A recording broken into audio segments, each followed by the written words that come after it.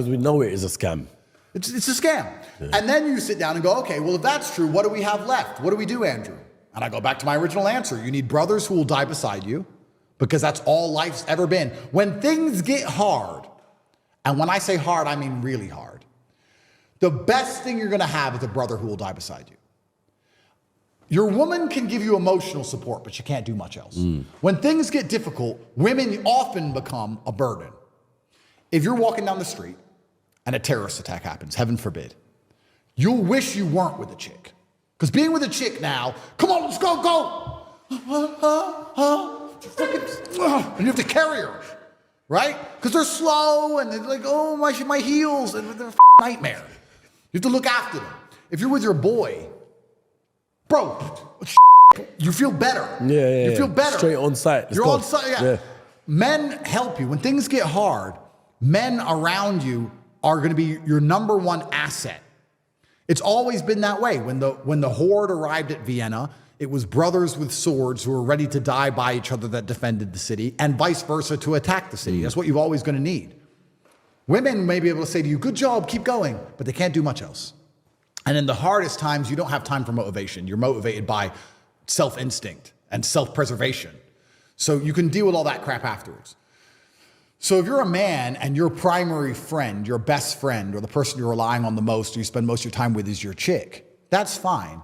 But you're going to regret that when things get hard because you don't have any real backup. I spend most of my time with my guys.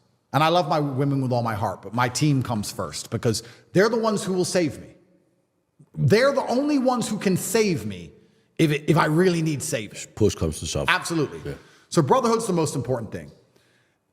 And money's another important thing, like I talked about. But I don't know. It's how do you in this clown world, how do you survive? Like I said earlier, you need the brotherhood because of the reasons I just gave, and you need to have money to get on the highest socioeconomic ladder, and you need God. And besides those three things, I can't find another answer for it, because every time I've ever tried to rely on the education system, the financial system, the judicial system, every time they failed me. Every time I've learned what it is. You know what most people don't understand? All of these things, all the systems I've just named, the medical system, we just learned what scam that was. Get your 9th booster. Clown world. All of these things are just people walking into a room and saying things. And people are fallible. Think how many people you know who are idiots. Cool. That's those people who you think are idiots are the systems I just described. Yep. The education system is just someone standing there talking. The judicial system is someone standing there talking. The medical system is someone standing there talking. Just idiots walk into rooms. They've got a badge.